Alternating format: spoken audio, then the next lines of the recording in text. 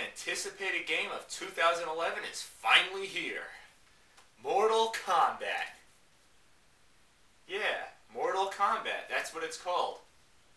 It's funny, I mean, they didn't give it a new title, like New Mortal Kombat, or, well, most YouTubers call it Mortal Kombat 9. I usually just call it the New Mortal Kombat, or Mortal Kombat 2011, whatever. It's just weird that it shares the same name with the original Mortal Kombat. Like, hey, you want to play Mortal Kombat? Which one? Mortal Kombat. But which one?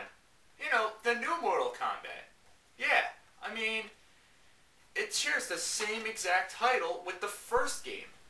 Notice that? I mean, I wish they'd give it a different title name to at least distinguish both games. But they're both great, though. I mean, that's like saying, hey, you want to play Sonic the Hedgehog? Which one? Sonic the Hedgehog. Oh, yeah, the one on the 360 or the Sega Genesis version? No, the 360 version. Yeah, well, let's not get into that. I mean, obviously, unlike these two games, which are both great, those two games, one is great, but one on the 360 is just a steaming pile of pig shit, so let's not get into that. Anyway, let's just get to the game. Yeah, the game is what everybody says it is. It is fantastic. The graphics are awesome. It's not only a step forward in the franchise, but it's also a throwback to the old school style of Mortal Kombat, which is an obvious tribute to the old school style. And that's not a bad thing, right? Unfortunately, Midway stepped out on Mortal Kombat, just like they did with MK vs. DC. It's made by Warner Brothers. I thought Warner Brothers was in on this because obviously Warner Brothers does just about every DC comic movie known to man. And, well, not that I didn't like MK vs. DC, but I just felt the game was dumbed down a little bit. There wasn't as much blood. It did have an interesting and fascinating concept, but I just felt the game was lacking a bit. I didn't find it much as appealing as Mortal Kombat Deception or Armageddon or anything. I just felt it should have had more. But this game does the job more than this one. Not that I don't like this one, but this one is a hell of a lot better. Plus, this one had a T for teen rating, and this one got right back on the ball with the M for mature rating. It is definitely deserving of that M for mature rating by far. Because let's take a look at what a bloody mess this game is. Oh yeah, now that's cool. This is the typical arcade-style gameplay, and this is what's called the fighting ladder. And this is obviously the main meat of this game.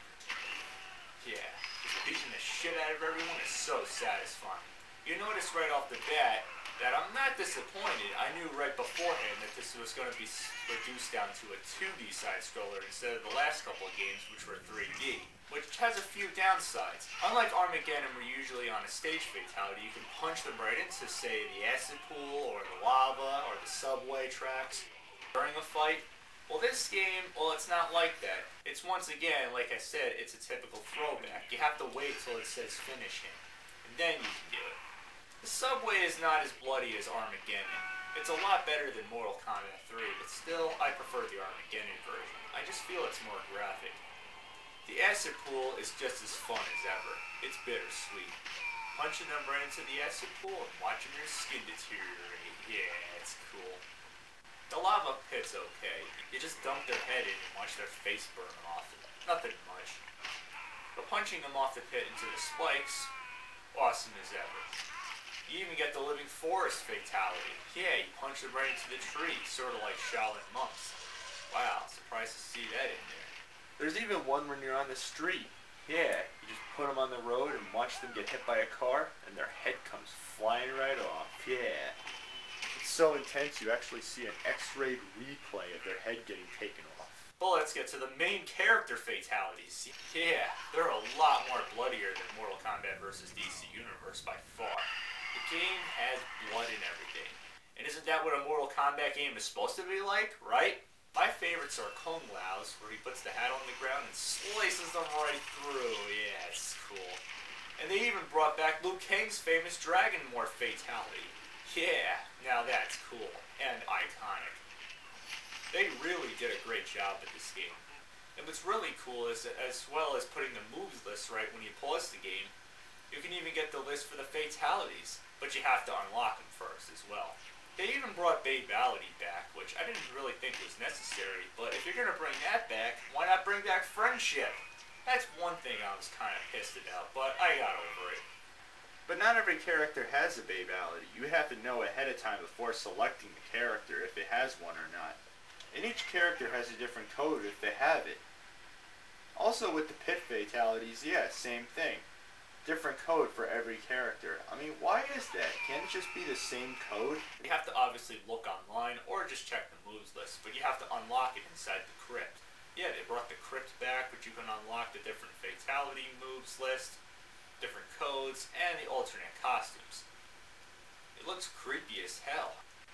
And what's really cool besides the main moves, yeah, they got most of the main characters back. I didn't expect them to bring the full list of Mortal Kombat characters from start to finish like they did in Armageddon.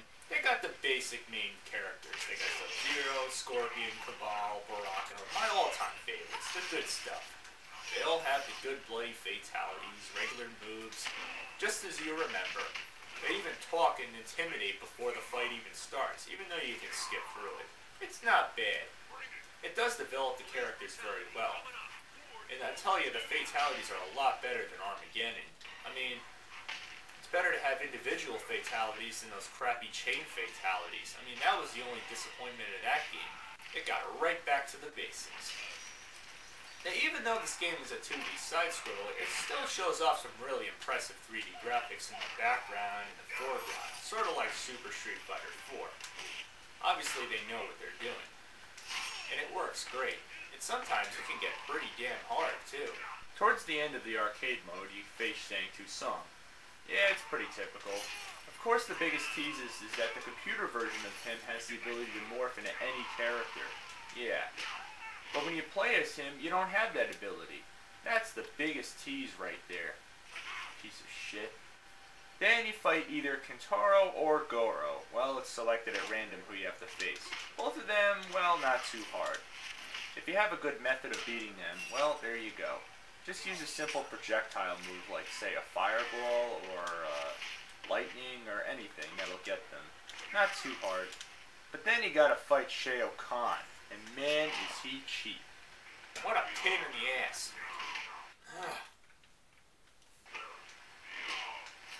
On.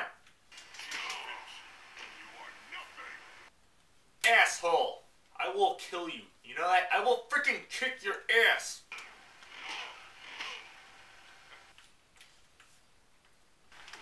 Ugh, could this guy be any more of a pain in the ass? It's official. You suck. Oh, shut up. You are nothing. You better get the hell out of here before I kick your ass. All too easy. Ugh, could this guy be any more of a pain in the ass? You weak, pathetic fool. Oh, shut up. Prepare to die. Whoa!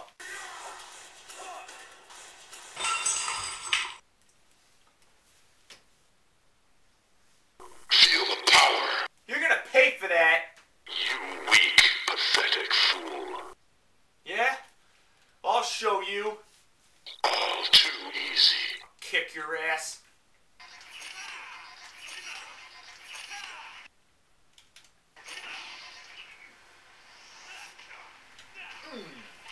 How do you like that? Well done. But yeah, besides Shao Kahn being a cheap ass, that's one of the only few cons of this game.